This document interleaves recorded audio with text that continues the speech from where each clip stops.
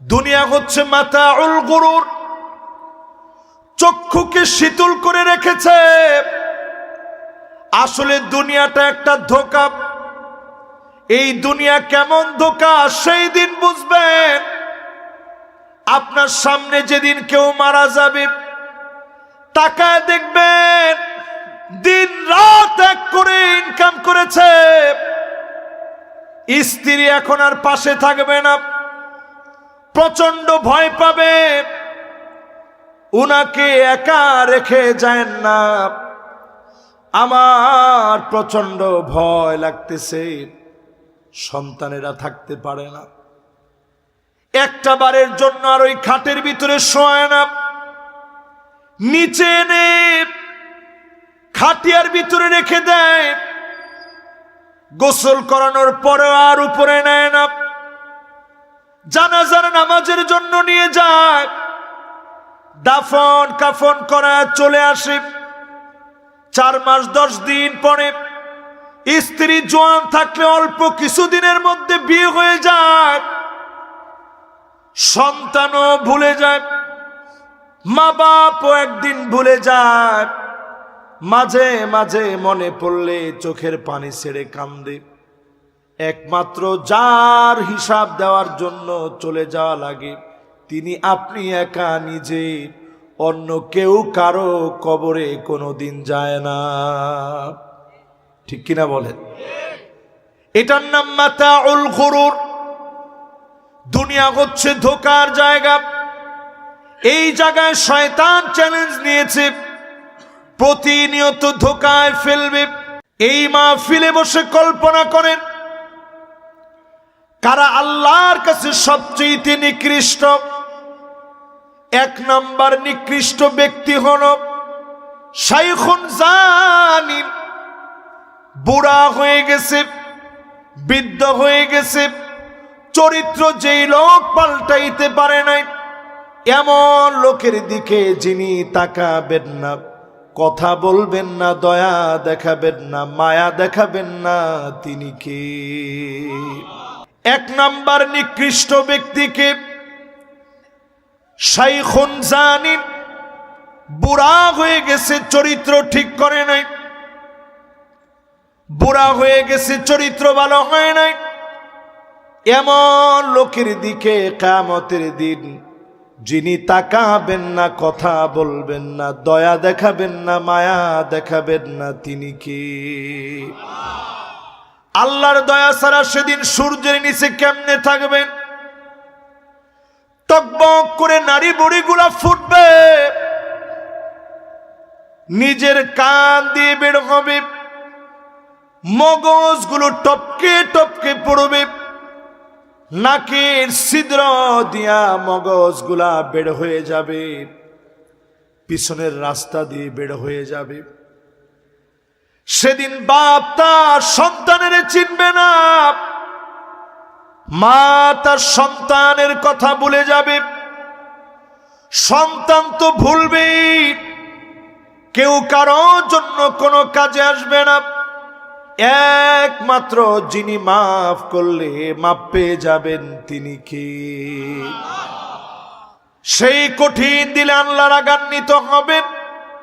শাইখুন জানি, বৃদ্ধ হয়ে গেছে, চরিত্র পাল্টায় নাই, নজর ঠিক করে নাই, যৌনাঙ্গ শাহাওয়াতে লিপ্ত হয়ে হারাম পথ বেছে নিয়েছে, পশুত্বের পথ বেছে নিয়েছে।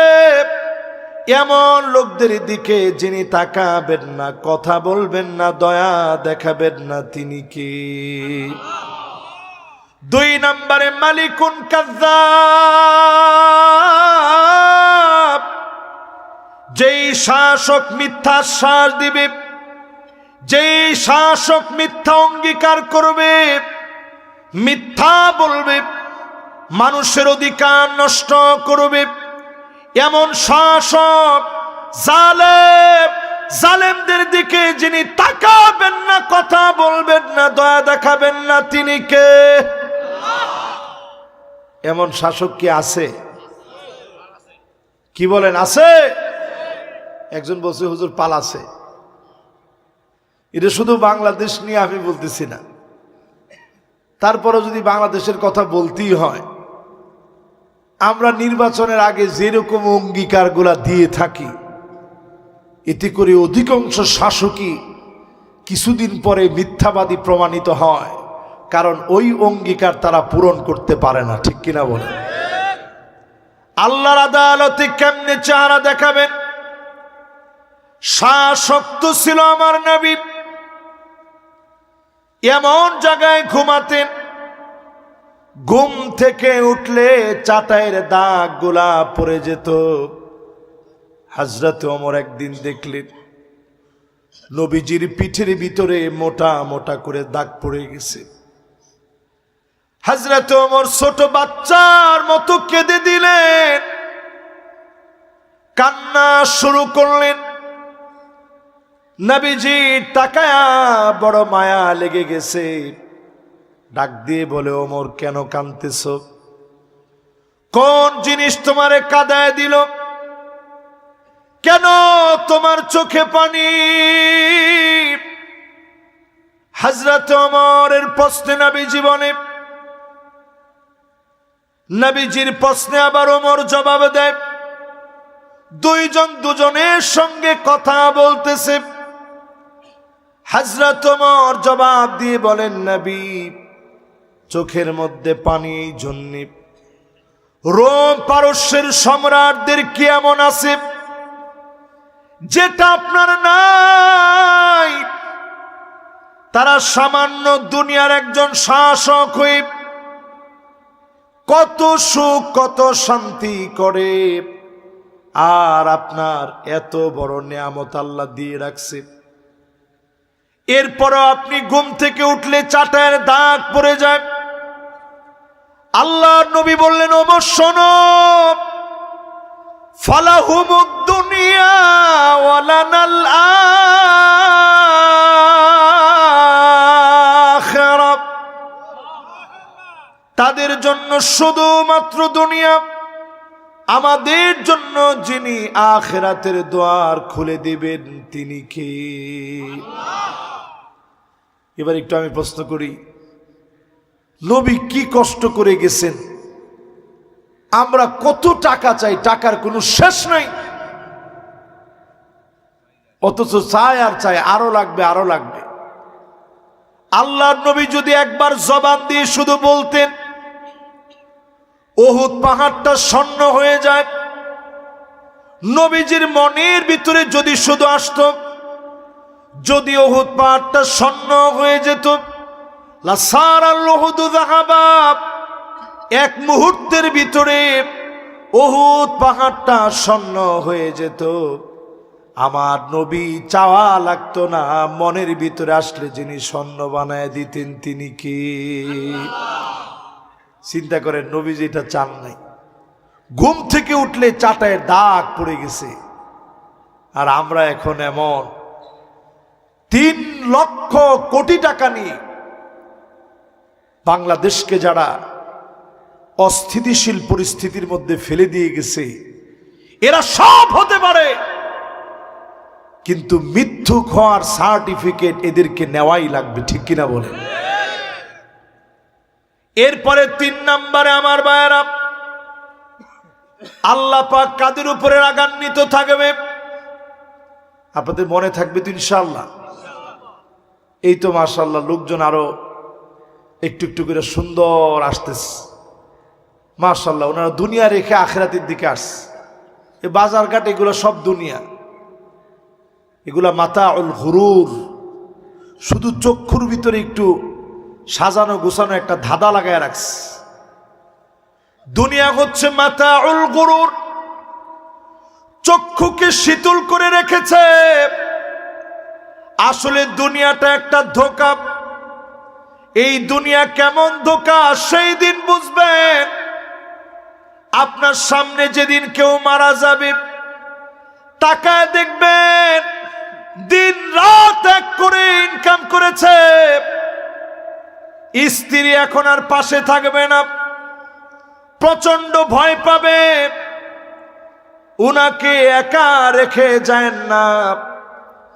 আমার প্রচন্ড ভয় লাগতেছে, সন্তানেরা থাকতে পারে না, একটা বারের জন্য আর ওই খাটের ভিতরে শোয় না, নিচে এনে খাটিয়ার ভিতরে রেখে দেয়, গোসল করানোর পরে আর উপরে নেয় না, জানাজার নামাজের জন্য নিয়ে যায়, দাফন কাফন করা চলে আসে।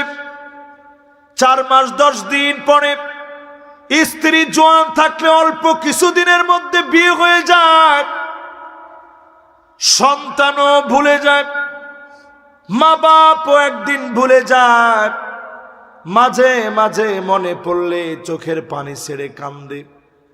একমাত্র যার হিসাব দেওয়ার জন্য চলে যাওয়া লাগে তিনি আপনি একা নিজে, অন্য কেউ কারো কবরে কোনোদিন যায় না। ঠিক কিনা বলেন? এটার নাম মাতাউল গুরুর। দুনিয়া হচ্ছে ধোঁকার জায়গা। এই জায়গায় শয়তান চ্যালেঞ্জ নিয়েছে, প্রতিনিয়ত ধোঁকায় ফেলবে। 3 নম্বরে আল্লাহর দুশ্মন হবে কারা? আইলুন মুস্তাকবির, যেই লোক দরিদ্র কিন্তু অহংকার কমে নাই, এমন লোক আসেনি। এরপরে প্রিয় ভাইয়ারা আমার, 4 নম্বরে সেদিন আল্লাহ রাগান্বিত হবেন, কথা বলবেন না, দয়া দেখাবেন না, মায়া দেখাবেন না। আদ-দাইয়ুস মানে এমন নারী, যেই নারী নিজের সৌন্দর্য অন্যজনকে দেখাবে, এমন নারী সারা বাংলাদেশে থাকলেও সিংড়ায় নাই। দেবরের সামনে যেই মহিলা যাবে, আলহামু কাল মাউত, দেবর হলো মৃত্যুর মতো।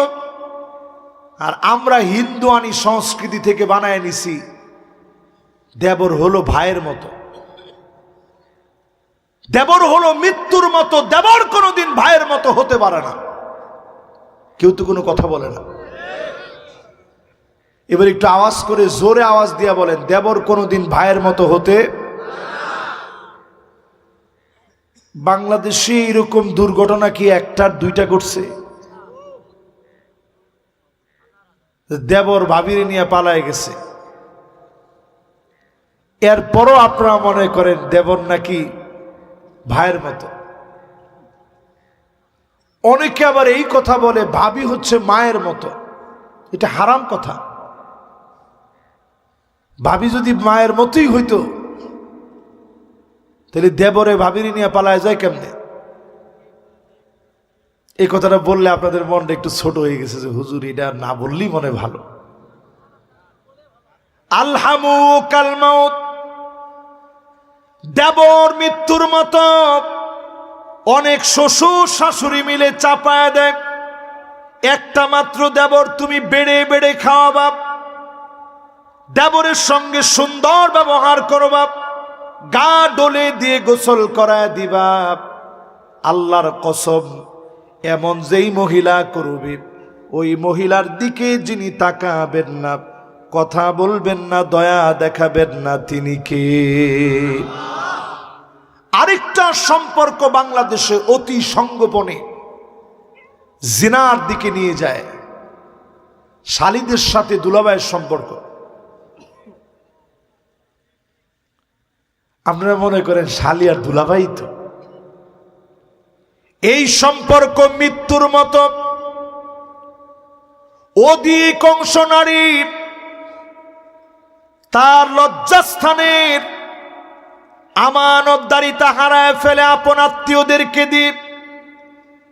এর মধ্যে শালা শালী, এর ভিতরে বিআইন বিআই, এমনকি সমাজের ভিতরে দেখবেন দুলাভাই শালীর সঙ্গে যেই সম্পর্কে জড়ায় যায়, এমন সম্পর্কের কারণে মালিক এত রাগান্বিত হন। আদ-দাইয়ুস হচ্ছে পারিবারিক ওই সদস্যরা যারা পর্দাকে উঠায় দেয়, শ্বশুর শাশুড়ি থেকে শুরু করে অনেকের জন্য দায়ী। এমন লোকদের দিকে যিনি তাকাবেন না, কথা বলবেন না, দয়া দেখাবেন না, তিনি কি? অনেক মেয়েরা চায় যে হুজুর আমি পর্দা করতে চেয়েছি, কিন্তু আমাকে চাপাচাপি করে চাপিয়ে দেওয়া হয়েছে, পর্দা করতে বারণ করা হয়েছে। এই রকম যারা করবেন দায়ুস হবেন তারা। আর যেই নারী নিজ ইচ্ছায় সৌন্দর্য প্রদর্শন করবে, স্যান্ড মেখে বের হবে, এমন সুগন্ধি মারবে, পারফিউম ব্যবহার করবে, পুরুষরা আকৃষ্ট হবে, এমন নারীদের দিকে যিনি তাকাবেন না, কথা বলবেন না, দয়া দেখাবেন না, তিনি কি? 5 নম্বরে ওই মহিলার দিকে আল্লাহ তাকাবেন না, আল মারআ আল মুতারাজ্জিলা আল মুতাশাব্বিহাতু বিররিজাল। যেই মেয়ে পুরুষের মতো পোশাক পরবে, যেই নারী পুরুষের মতো ড্রেস আপ পরবে, প্যান্ট পরবে, শার্ট পরবে, টি শার্ট গেঞ্জি পরবে, বাহিরে বের হবে, এমন নারীর দিকে যিনি তাকাবেন না, কথা বলবেন না, দয়া দেখাবেন না, তিনি কি? আহারে আধুনিকতা কোথায় নিয়ে গেছে আমাদের মেয়েদেরকে। মেয়েদের দোষ আর কি দিব কম? এই দেশটার 54 বছর পার হয়ে গেছে, এখনো তো আমরা মহিলাদের থেকে বেরিয়ে হইতে পারলাম না। তোমার ঠিকও তো কয় না। ঘর থেকে রাস্তা, রাস্তা থেকে দেশ পার্লামেন্ট পর্যন্ত সব জায়গায় নারী। ওয়াল্লাহু আমরুহুম ইমরাআ।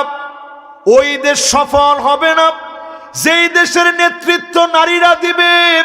আল্লাহর নবী পাক জবানে বলে গেছে, ওই দেশ কোনোদিন সফল হবে না। এটা কইলে তো আপনারা রেগে যাবেন। না না না, এটা কইলে আপনারা সহ্য করতে পারবেন? হুজুর আপনি কইলেই হবে। কিন্তু আপনি নবীজির কথা শোনেন। আল্লাহর নবী বলে গেছেন নারীদেরকে শ্রেষ্ঠত্ব নবীজি দিয়েছেন।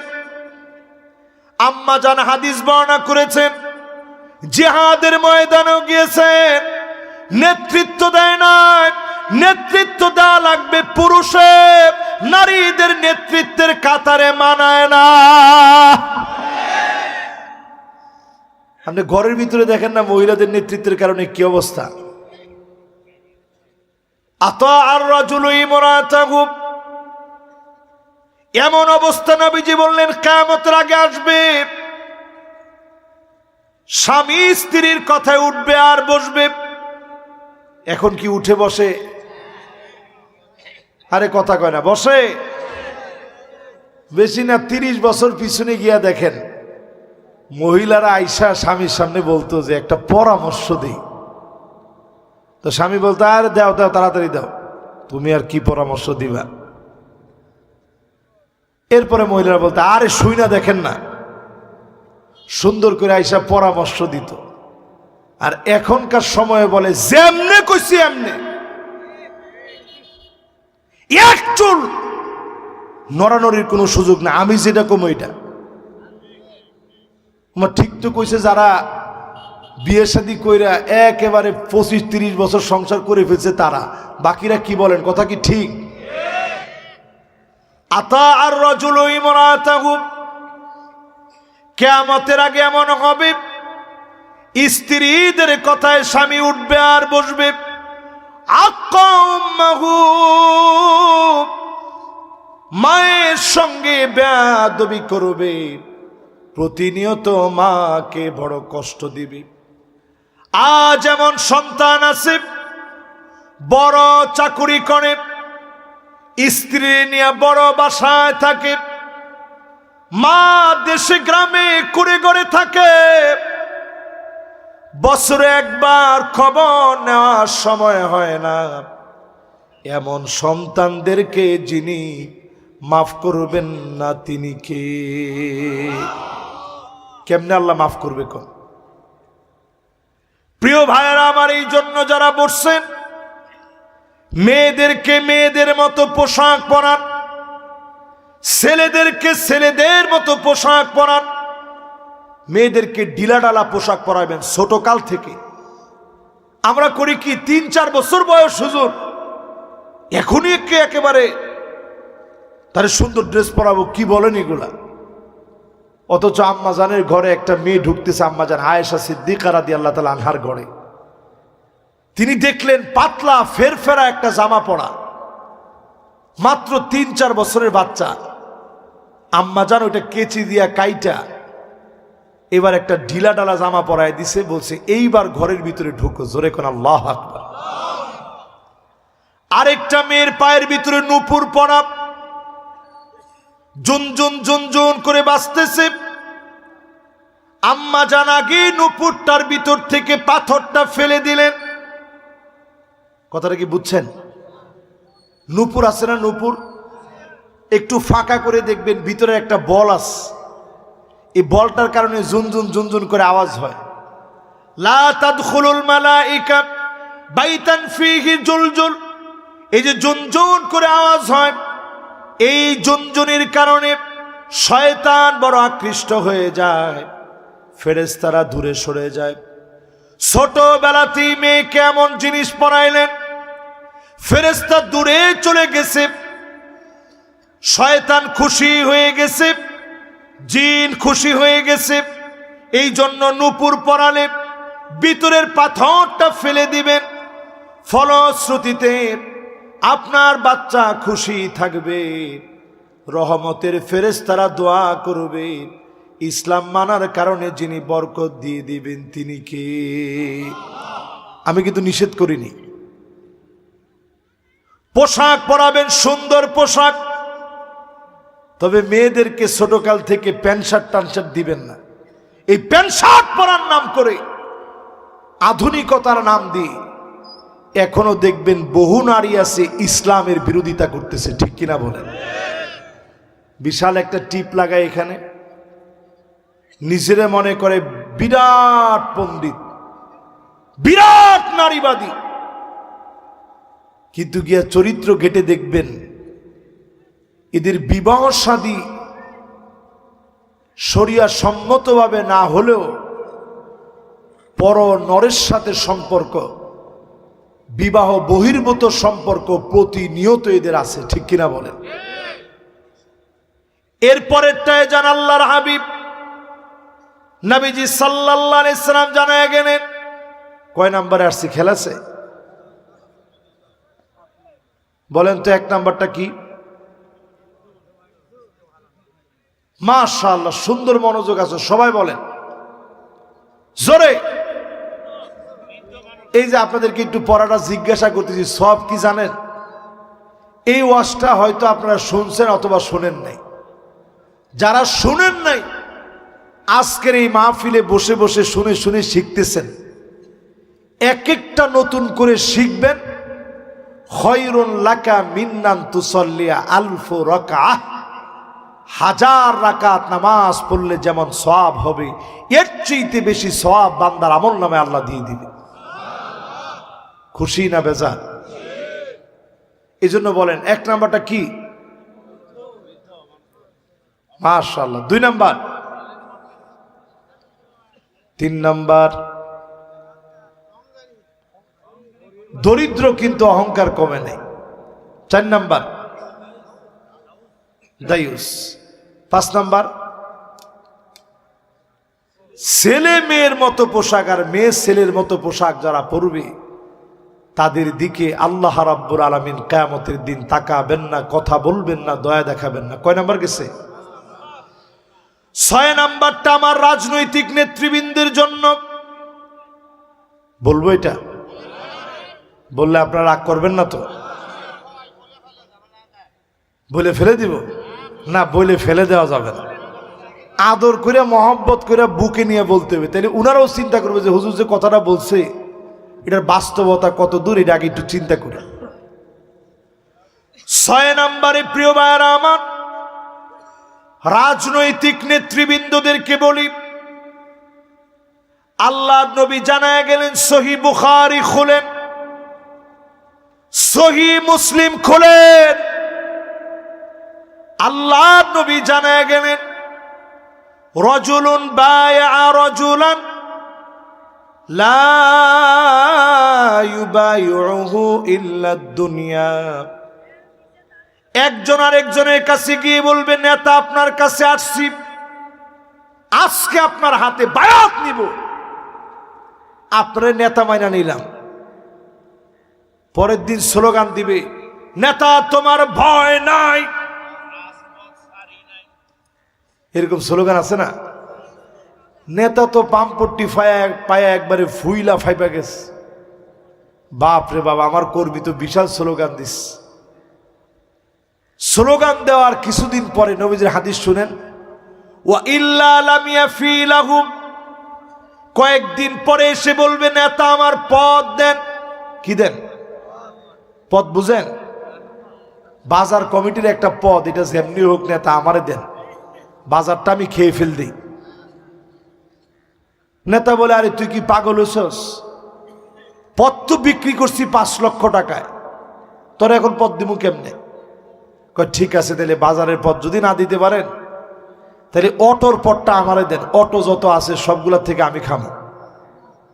দেখ, এটা তো 2 লাখ টাকা বিক্রি করছিস, তুই যেমনে আসস আমার লগে থাক, এটি তো তোর সব। এখন কর্মী রাস্তা দিয়ে হাঁটে আর কয়, নেতা তোর দরকার নাই, রাজপথে আর আমি নাই। তাহলে এই যে আপনি দলটা করলেন আল্লাহর জন্য, রাসূল সাল্লাল্লাহু আলাইহি ওয়াসাল্লামের জন্য, কোরআনের জন্য, আমার জন্য, কার লাগা? আবার নিজের জন্য না, কিসের জন্য? এই জন্য যারা দল করেন, আল্লাহর কসম করে বলি, দুনিয়ায় ক্ষণিকের এই ফেমাস, দুনিয়ার ক্ষণিকের এই ভালোবাসা পাওয়া, অস্ত্র শস্ত্রের একটু জোর দেখানো, এই ক্ষমতা আপনার জন্য মাটির চাপ খাওয়ার কারণ হবে। মাটির উপরে অহংকার করবেন না, এমন ভাবে চাপ মারবে ডান দিকের হাড়গুলা বাম দিকে চলে যাবে, বাম দিকের হাড়গুলা ডান দিকে চলে আসবে। মাটি সেদিন জালেমের প্রতিশোধ নিবে। জালেম সেদিন চিৎকার করে বলবে, ইয়া লাইতানি কুনতু তুরাবা,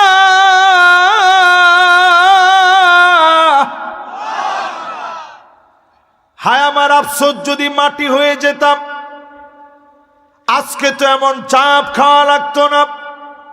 দুনিয়ার উপরে মাটি হয়ে চলেন, ক্ষমতার দম্ভ করবেন না, অহংকার দেখাবেন না। 16 বছর যারা অহংকার দেখিয়েছে, পালা যাওয়ার সময় রান্না করা খাবার জালেমেরা খেয়ে যেতে পারে না। ঠিক কিনা কম? কিসের অহংকার দেখান? ক্ষমতার অহংকার মানুষ 4 কারণে দেখাবে। কয় কারণ? কয় নাম্বারে ছিলেন আপনাদের মনে আছে? সবাই বলেন তো কয় নাম্বার? এই 6 নাম্বার থেকে 4টা পয়েন্ট বলি। কেন মানুষ জুলুম করে দুনিয়ার জীবনে এত কিছু বুঝার পরেও? এই যে তারাও তো বুঝতো যে একদিন না একদিন ক্ষমতা হারাবে। এটা আমি আপনি যেরকম টের পাইছি তারা টের পায় না। র আছে, কত রকমের বাহিনী আছে, সবাই টের পাইছে ক্ষমতা একদিন শেষ হবে। তারপরেও তারা ঠিক হইল না কেন? মানুষ জুলুম করে 4 কারণে।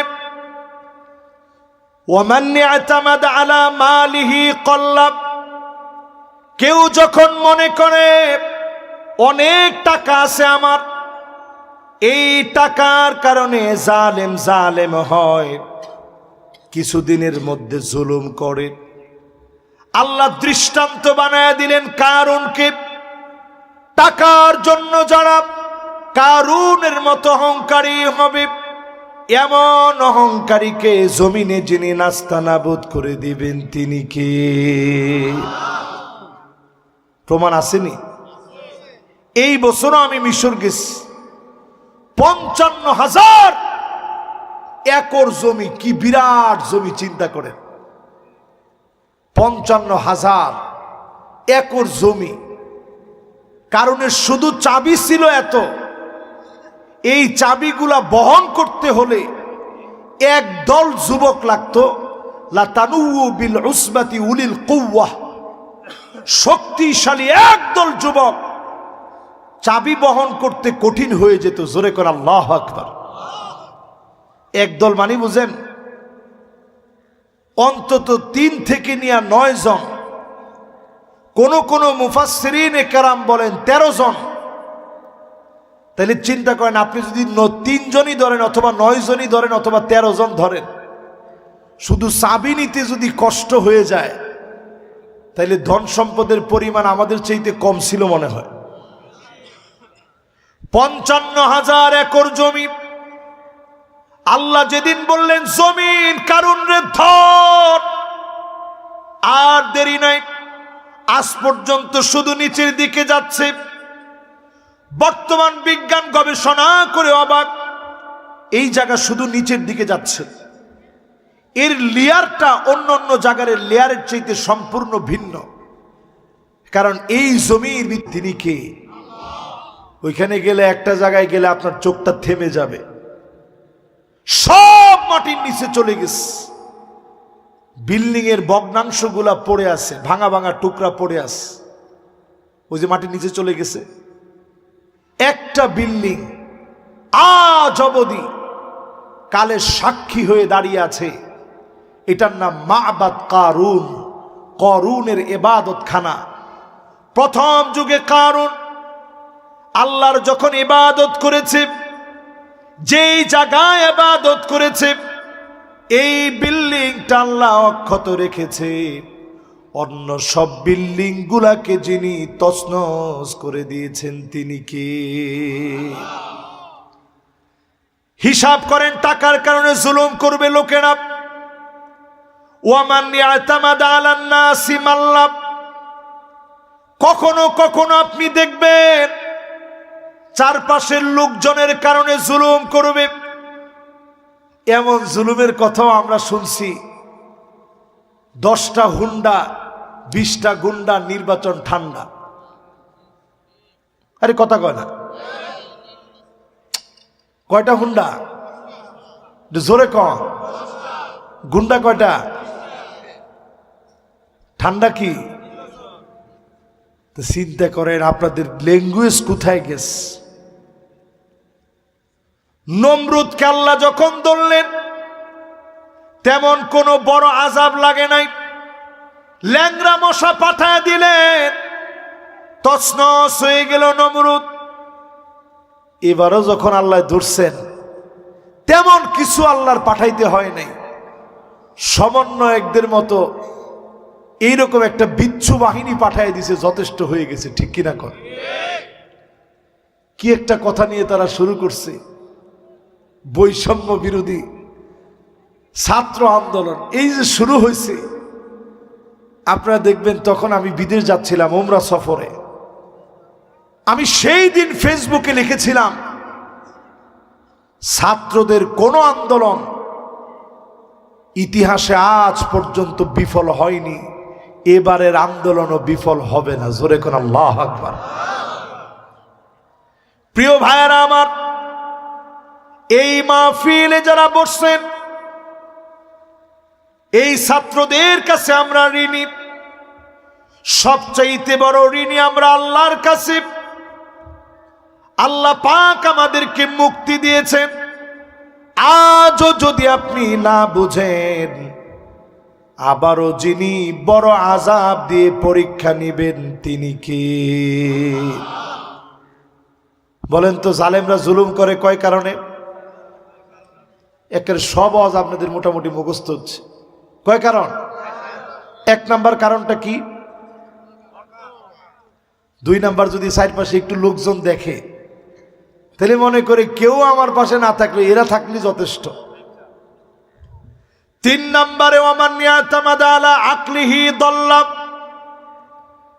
কেউ যখন আকল দিয়ে ইসলামকে ধ্বংস করার ষড়যন্ত্র করবে, জ্ঞান দিয়ে যখন ইসলামকে ধ্বংস করার চেষ্টা করবে, আল্লাহ পাক তাদেরকে পাগল বানায় দিবে।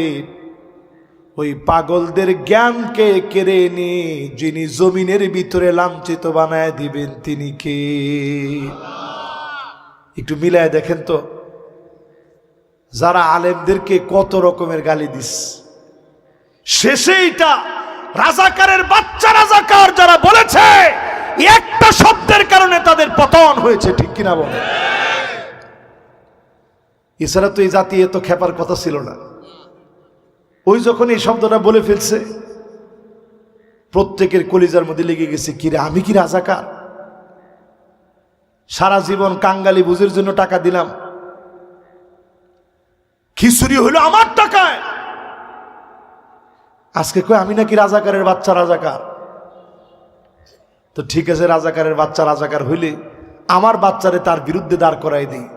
সব ঘরে ঘরে দুর্গ গড়ে উঠেছে, এবং তাকায় দেখেন তাদের পুলিশ তাদেরকে দেখাইতেছে যেইটারে মারি ওইটাই মরে, সাথেরটাও লড়ে না। জোরে কোন আল্লাহু আকবার। তার মানে প্রিয় ভাইয়েরা আমার, আকল দিয়ে যদি ইসলামের বিরোধিতা করেন, আল্লাহ পাক পাগল বানায় দিবে। 4 নম্বরে ওয়ামান ইয়াতামাদা আলা সুলতানিহি যাল্লা, কেউ যদি মনে করে সিংহাসন পেয়ে গেছি, আর কোনোদিন এই সিংহাসন হাতছাড়া হবে না, সুপার গ্লু দিয়ে আড়া লাগায় নিস। 16 বছর থাকার পরেও তারা বলতেছে 41-এর ভিশন। মানুষ এটা চিন্তা করে কেমনি, কিরে একটা মুহূর্ত আমাদের হায়াতের কোনো গ্যারান্টি নাই, সেখানে বলতেছে 1941 পর্যন্ত আমাদের ভিশন। লজ্জা আছে তোমাকে?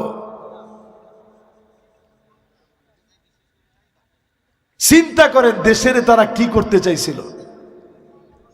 আপনি তো তাকায় দেখেন, এমন কে ছিল তাদের জুলুমের শিকার হয়নি? কারা জুলুমের শিকার হয়নি? একটু তাকায় দেখেন। আলেম ওলামা থেকে শুরু করেন, ইসলামী আন্দোলনের ভাইদের কথা বলেন, বিএনপির ভাইদের কথা বলেন, কে তাদের জুলুমের শিকার হয়নি? ঘরের ভিতরে দিনের পর দিন মানুষ ঘুমাইতে পারে নাই, চাকরিতে যেতে পারে নাই, ব্যবসা করতে পারে নাই, তাহাজ্জুদের সময় ধরে এনে অস্ত্র মামলা দিয়েছে অহরহ, ঠিক কিনা বলেন? আল্লাহর আদালতে কেমনে জবাব দিবেন? যারা মনে করবে চেয়ার পেয়েছি, জীবনে আর চেয়ার যাবে না, টেনে হিচড়ে এমন জালেমদেরকে ক্ষমতা থেকে যিনি নামায় দেন তিনি কি?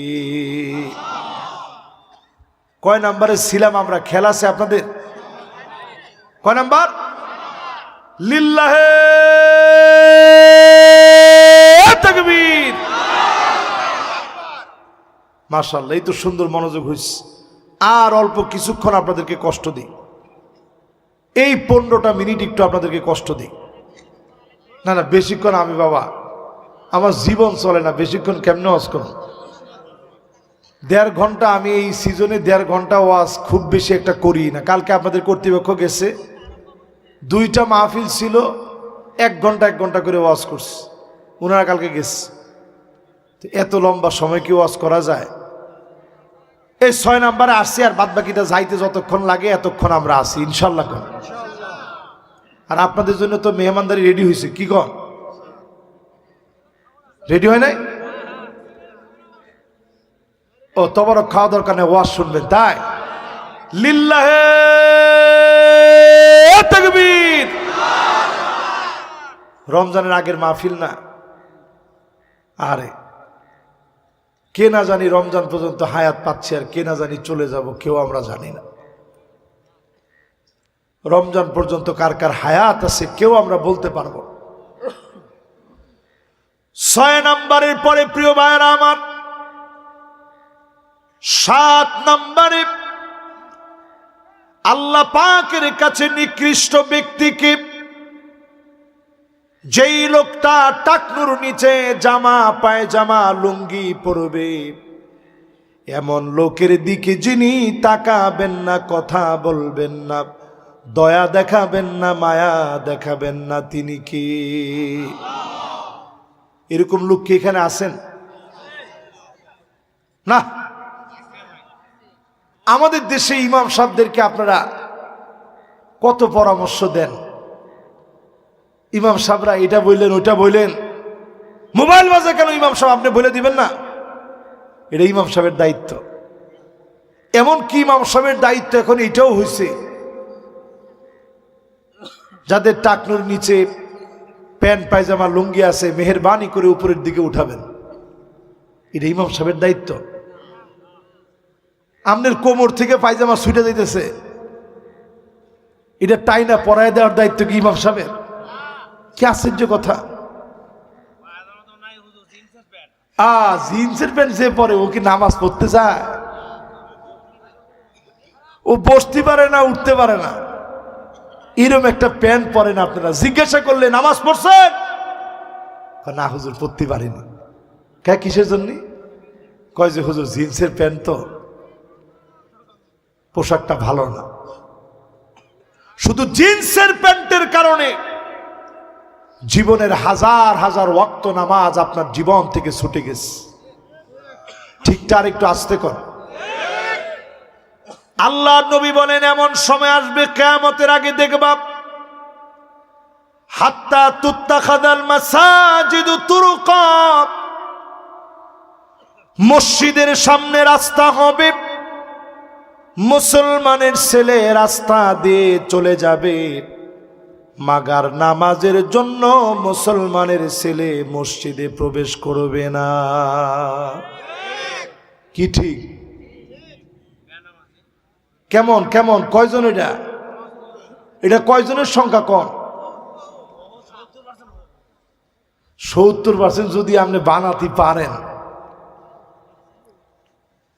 30% লোক যদি আমাদের দেশে নামাজি হইতো, তাহলে তো বাকিগুলো এমনি ঠিক হয়ে যেত।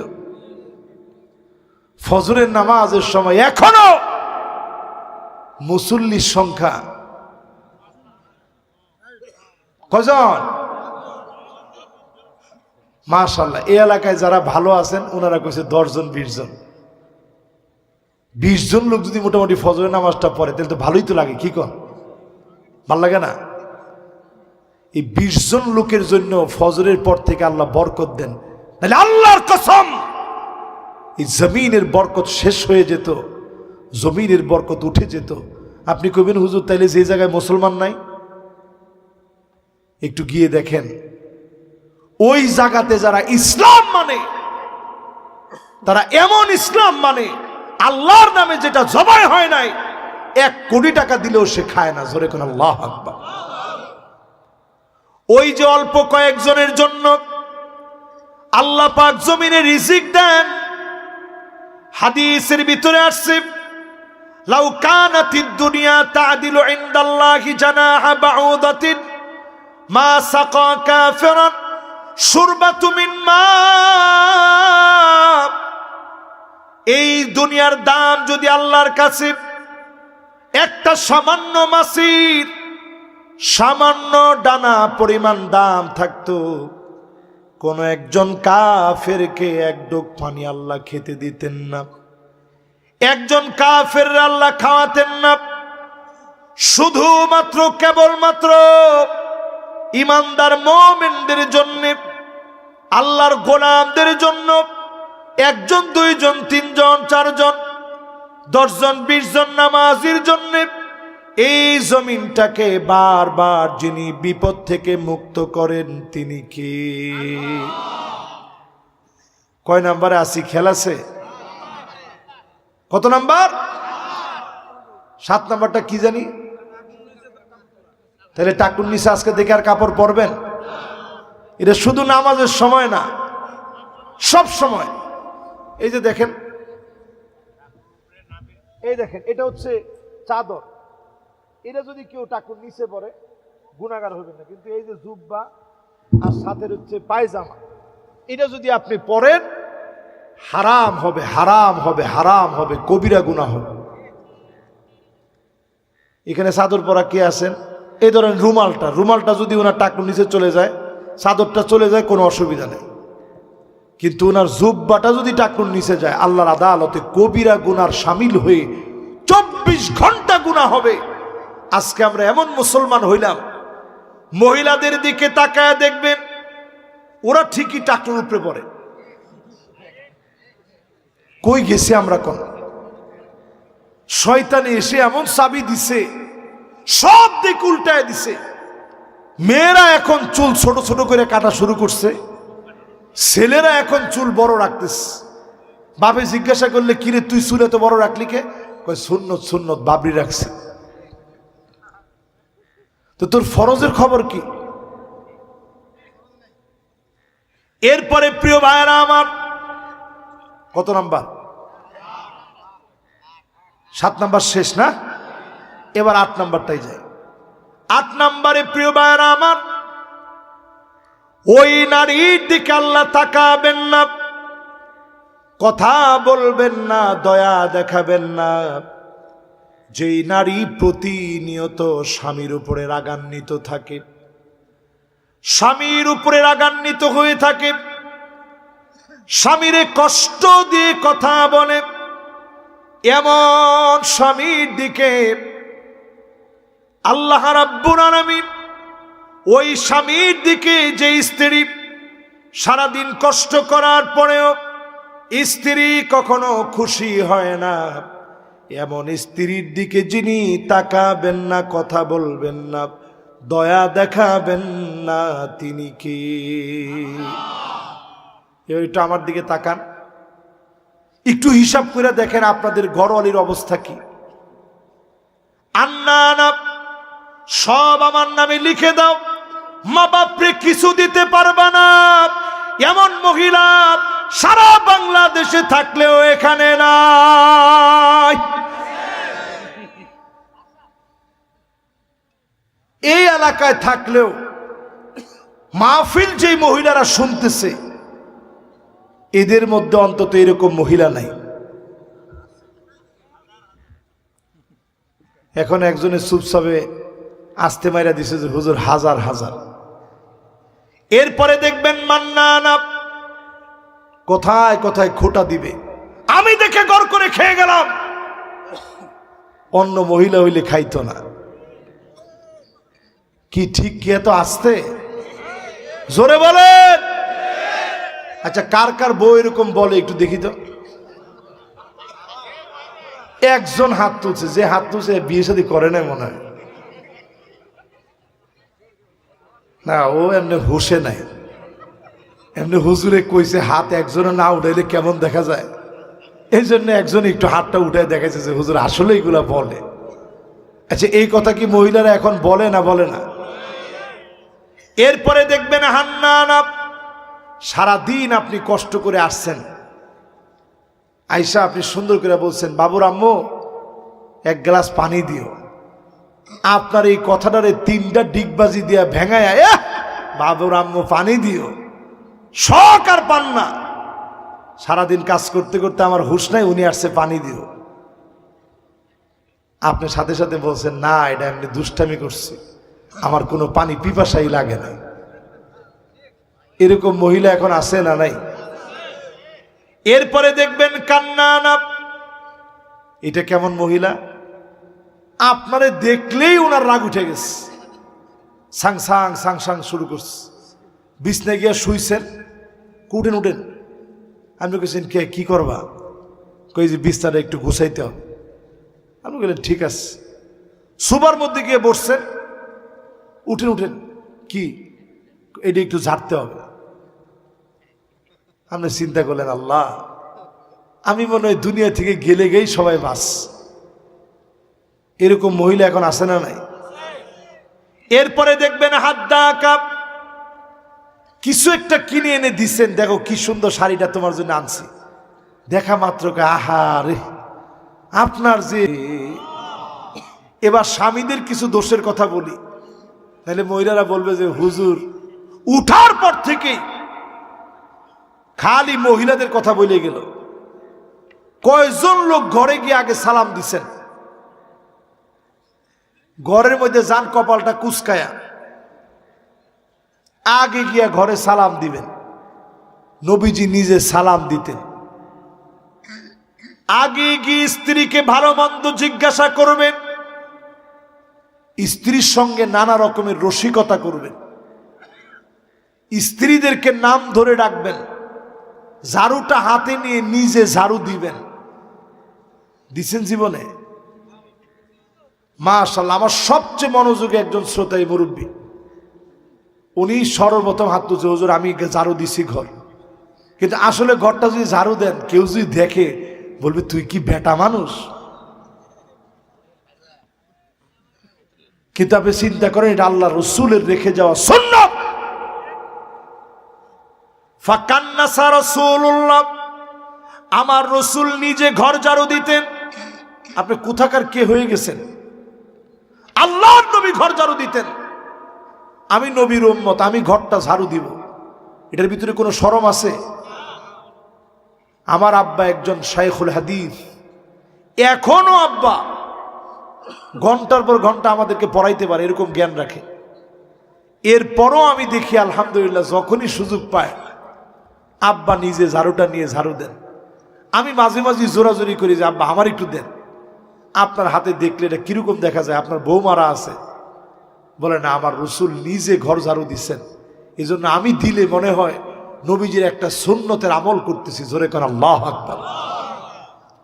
আল্লাহর নবী নিজে কাপড় ধৌত করতেন, জুতাটা নিজে পরিষ্কার করতেন। আমার নবী স্ত্রীদেরকে তরকারি কেটে দিতেন, জীবনে দিছেননি? হ্যাঁ মাশাআল্লাহ, কাপড় ধুয়ে দিছে, এটা সবের কাজ। একটু তরকারি না কাইটা দিলেন, একটু পাশে বসে গল্প করলেন, আরে দেও আমি কাটি। এই কথাটা যদি আপনি বলেন, স্ত্রী মানুষের ছাও হইলে তার মনের ভিতরে একটু মায়া আসবে না? যে আমার স্বামী কিরকম মানুষ, চিন্তা করেন। এত ব্যস্ততার পরেও আয়সা বলতে দেও আমি কাইটা দিই। আপনি দিবি স্ত্রী কাটতে? কিন্তু আপনি সহযোগিতা করলেন। রাত্রিবেলা একদিন মাছ নিয়ে আসছেন, এত বড় মাছ, আপনি কইলেন যে ঠিক আছে তোমার তো কষ্ট হচ্ছে, দাও আমি কাইটা দিই। কেমনে কাটতে হয় তুমি আমার একটু শিখাইয়া দাও। স্ত্রী দেখবেন ওই বাপের মতো, বাপে আইনা বস্তাটা আপনার হাতে দেয় ঠিক, কিন্তু উপর দিক থেকে বাপ ধরে রাখে যাতে আপনি হাতে ব্যথা না পান। স্ত্রী আপনি দেখায় দিবে, নিজেই কাটবে, সঙ্গ দেওয়ার কারণে খুশি হয়ে যাবে, অন্যদিকে মহব্বত বেড়ে যাবে। যিনি আপনাদের ঘরকে সুখময় বানায় দিবেন তিনি কে? এগুলো তো মানেন না। চোখের ভিতরে যদি স্ত্রীর পানি দেখেন, নাটোরের লোক বলে একেবারে মারিয়ে ফেলবো, এরকম বলে কি না? কি শৈলী তুই খালি কান্দস কি? এটা না বইলে আপনি যদি স্ত্রীর রসুলের সুন্নতটা মাইনা চোখের পানি সরায় দিয়া যদি বলেন কি কষ্ট তোমার, তোমার চোখে পানি দেখলে আমার সহ্য হয় না, তোমার কষ্ট আমারে বলো। আপনি দেখবেন মানুষের মতো মানুষ হলে স্ত্রীর কান্না থেমে যাবে, স্ত্রী আপনাকে মন থেকে ভালোবাসবে, পরকীয়ার বীজ বাষ্প বন্ধ হয়ে যাবে। ঘরে ঘরে পরকীয়া ছড়ায় গেছে, আজকে ঘরগুলা ভেঙে যাচ্ছে, ডিভোর্সের সংখ্যা বাড়ছে। এর কারণ হচ্ছে স্বামী স্ত্রী দুইজনই এখন মোবাইল নিয়ে ব্যস্ত, ঠিক কিনা কর? এই জন্য সব বাদ দিয়া মোবাইল চালাইতে তো হয়, একটু নিয়ন্ত্রণ করে চালান।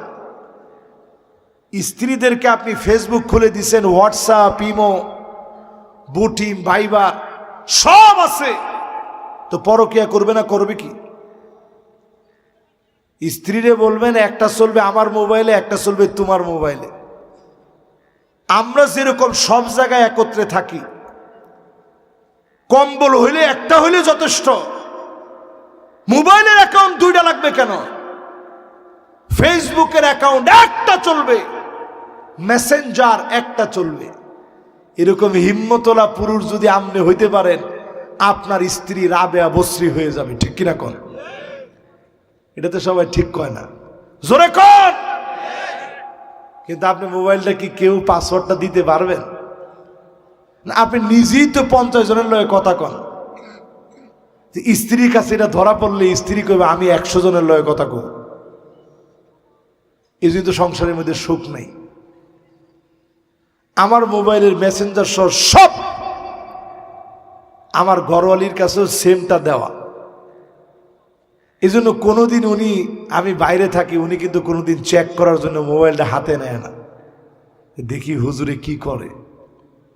ওনার কাছে অ্যাকাউন্ট দেওয়া আছে, উনি তো মাঝে মাঝে যখন এটাতে কিছু আসে উনি দেখে। আর আমাদেরকে কেউ অপ্রয়োজনীয় কোনো কিছু পাঠায়ও না। যদি পাঠায় তো এটা আমি যেরকম দেখছি উনিও দেখছে, সন্দেহের সৃষ্টি হবে না। এই যে ঘরগুলা ভেঙে যাচ্ছে শুধু সন্দেহের কারণে। স্বামী স্ত্রী যদি রাসূলুল্লাহর সুন্নত মানেন, মাঝে মাঝে ঘুরতে নিয়ে যান, এক প্লেটে খাবার খান, একসঙ্গে গোসল করেন, নাম ধরে ডাকেন, আদর করে মহব্বত করে কথা বলেন, যিনি সুখ শান্তি বৃদ্ধি করে দিবেন তিনি কে? 8 নাম্বার শেষ নাকি? 8 নাম্বার শেষ না? তাহলে বাকি আছে কয়টা? ও আর মাত্র একটা বাকি আছে, শেষ। 10 নাম্বার, কাদের উপরে আল্লাহ তাআলা ক্ষেপে আছেন, রাগান্বিত কাদের উপরে? বলতে বলতে 10 নম্বরে চলে আসছে। 10 নম্বরে আল মান্নানু বিমা আতাব, কোন কিছু দিয়ে যে খোটা দিবে এমন লোক আসেনি?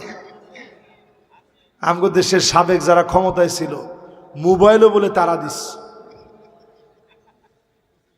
কই জামুকন? আমারটা আমি পাই নাই, আপনাদেরটা পাইছেন? একটা লোকও পান নাই। মোবাইল নাকি তারাই দিছে। তাহলে আমরা আর ফাও ফাও টাকা দিয়ে কিনার দরকারটা কি ছিল? কর আল মান্নানু বিমা আতাব, কোনো কিছুই তারা দেয় নাই। আপনি মনে করবেন যে পদ্মা সেতু হইছে, হুজুর এত এত সেতু হইছে। ওই দিন শুধু একটা চার্ট দেখলাম যে তারা কি কি বানাইছে দেশে, দেখে আমার কাছে ভালো লাগছে, এটা আমি সেভ করে রেখে দিস। আপনারা শুনলে চিন্তা করবেন যে হুজুর কম তো করে নাই।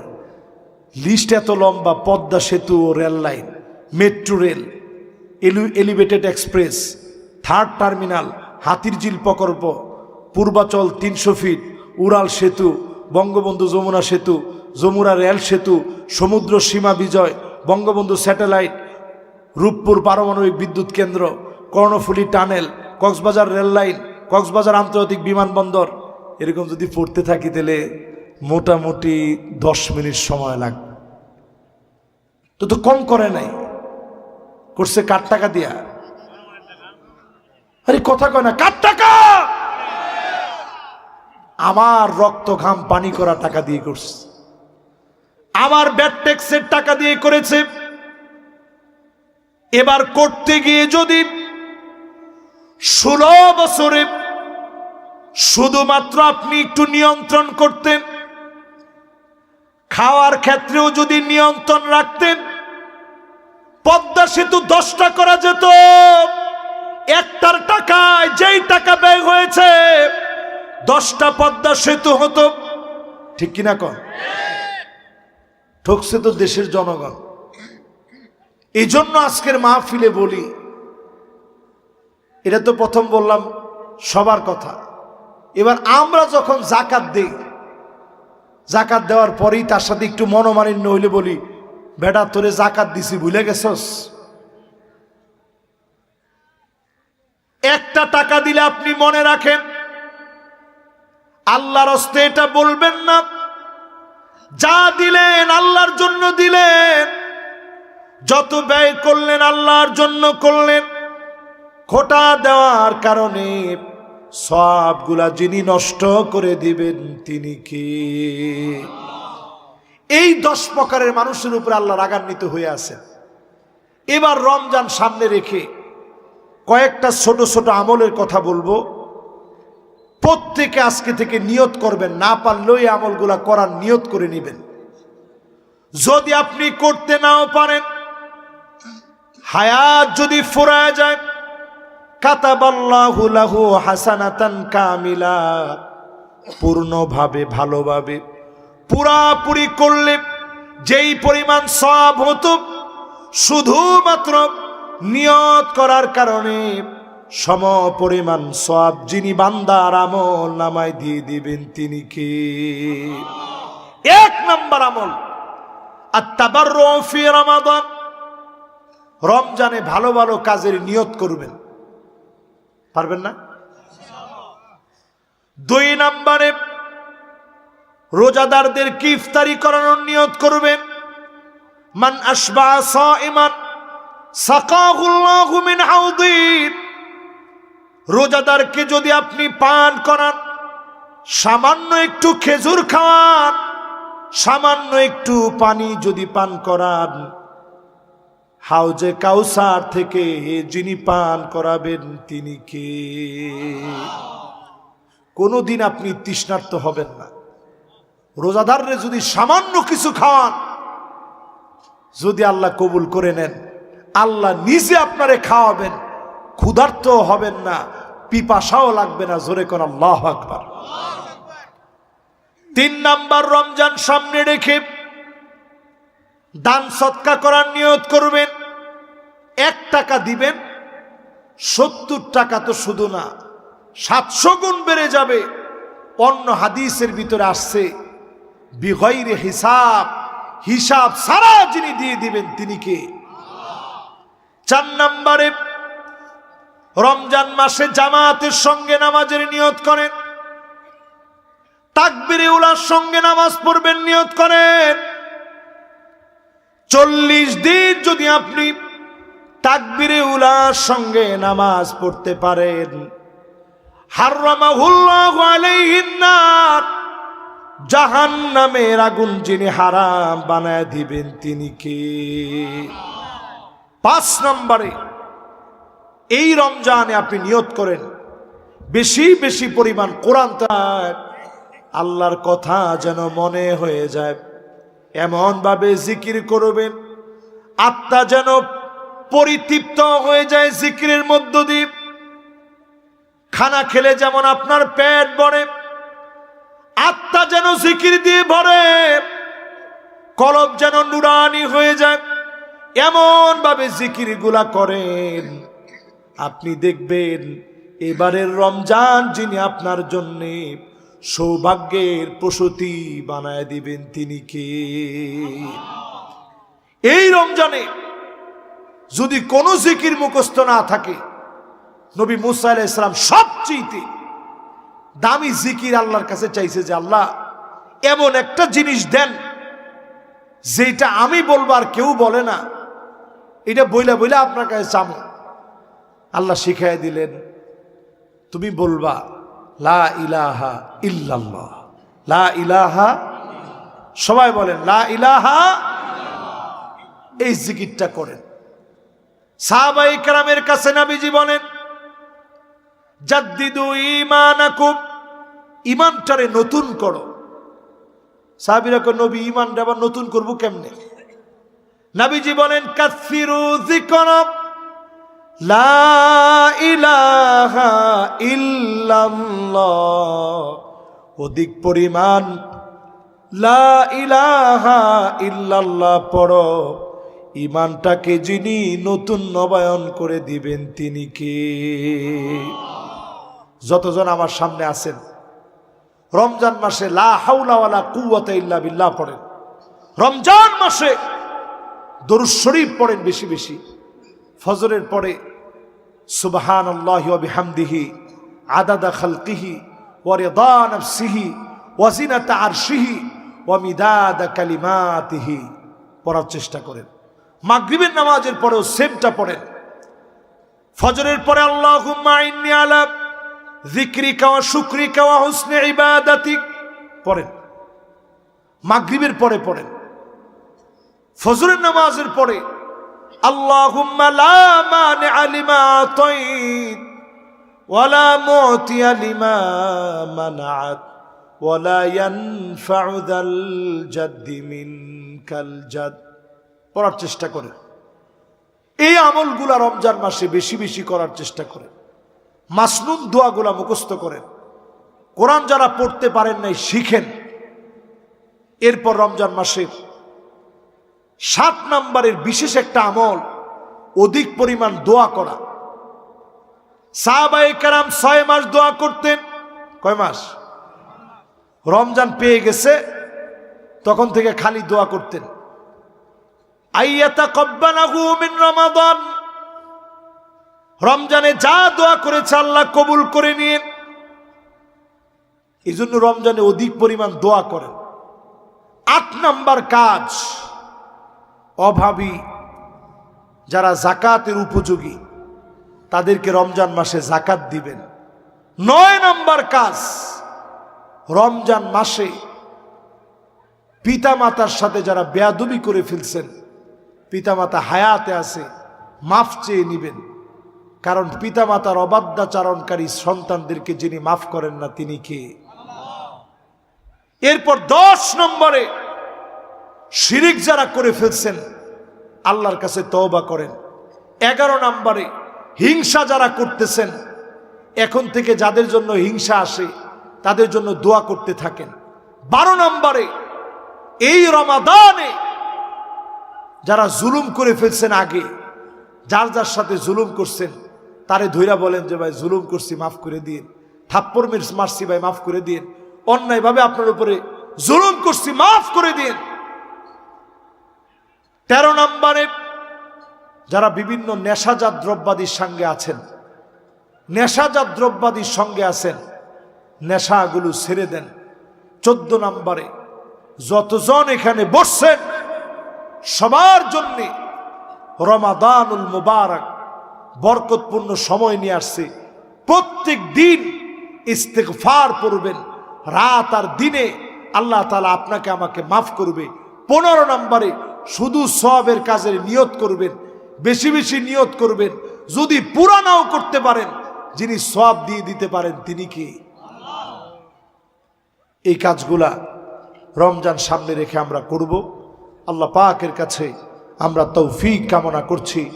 সুন্দরতম এই মোবারক আয়োজনে যারা আসলেন, যারা বসলেন, কথাগুলো যারা শুনলেন, সবাইকে আল্লাহ রাব্বুল আলামিন আমল করার তৌফিক দান করুক। সকলে পড়েন আমিন। হাদা মা কানা ইনদি, হাদা মা ইনদি ওয়াল ইলমু ইনদাল্লাহ, আলাইহি তাওয়াক্কালতু ওয়া ইলাইহি উনীব। আমরা এখনই ইনশাআল্লাহ মোনাজাতের দিকে যাব। যদি আর কোনো কিছু না থাকে সরাসরি আমরা মোনাজাতের দিকে যাব ইনশাআল্লাহ। কদরের রাত্রিতেও 5 শ্রেণীর মানুষের মাফ হয় না। কয় শ্রেণী? 1 নম্বর, মুশরিক যারা শিরিক করবে রমজান মাসেও আল্লাহ তাদেরকে মাফ করে না, কদরের রাত্রিতেও তাদের কোনো মাফ নাই। এই জন্য রমজান মাস আসার আগে যারা শিরিক করে ফেলছেন আল্লাহর কাছে মাফ চেয়ে নেন। আকাশের তারকা পরিমাণ যদি আপনার গুনাহ হয়, তার মানে কিন্তু আনলিমিটেড গুনাহ, মানে অনেক গুনাহ করে ফেলছেন। সুদূর মেঘমালা পর্যন্ত যদি গুনাহ হয়ে যায় সব আল্লাহ মাফ করে দিবে। তবে যদি আপনি শিরকের গুনাহ করেন, এই গুনাহটা ছাড়া, জোরে কোন আল্লাহু আকবার। আজকে থেকে নিয়ত করেন যে আল্লাহ আমল কম করছি আর বেশি করছি, শিরকের গুনাহ ছেড়ে দিলাম, জিন্দেগিতে আর শিরকের গুনার দিকে যাব। 2 নাম্বার, আল্লাহ তাআলা মাফ করবে না। মুসাহিন মানে হিংসুক। মুসাহিন মানে কি? এখন হিংসা নাই এমন কেউ কি এখানে আসি? মানুষের স্বভাবপ্রসূত বিষয় হচ্ছে হিংসা, থাকবেই থাকবে। অমুকের টাকা বেশি কেন তাই হিংসা, অমুকে আমার চাইতে বড় হইল কেন তাই হিংসা, এক লগে পড়ছি আমার রেজাল্ট এমন তার রেজাল্ট এমন কেন এই জন্য হিংসা, সন্তান আমার মেয়ে হইছে তার ছেলে হইছে কেন এই জন্য হিংসা। হিংসা আমাদের ভিতরে আছেই। তাহলে হুজুর যদি আল্লাহ মাফ না করে তাহলে বাঁচবো কেমনে? এই জন্য হিংসা যখনই মনে আসবে সাথে সাথে আমাদের দায়িত্ব হচ্ছে তাড়াতাড়ি হিংসা থেকে বাঁচার জন্যে ওই লোকের জন্য আপনি দোয়া করবেন, আল্লাহ তারে আপনি এত নিয়ামত দিছেন আরো দেন, সন্তান দিছেন আরো নিয়ামত দেন, বাড়ি দিছেন আরো 2টা বাড়ি দেন। ফেরেশতারা আপনার পক্ষে তাদের জন্য দোয়া করবে। জোরে করে আল্লাহু আকবার। 3 নাম্বার, রমজান মাসে আল্লাহ কারে মাফ করে না? জালেমদেরকে রমজানে আল্লাহ মাফ করে না। এরকম জালেম আছে না নাই? ইয়াকুম ওয়াজ-যুলম ফাইন্নায-যুলমা যুলুমাতুন ইয়াওমাল কিয়ামাহ। জুলুম থেকে বেঁচে থাকো, কারণ যারা জুলুম করবে ওয়ালা তারকানু ইলাল্লাযীনা যালামু ফাতামাসসাকুমুন নার।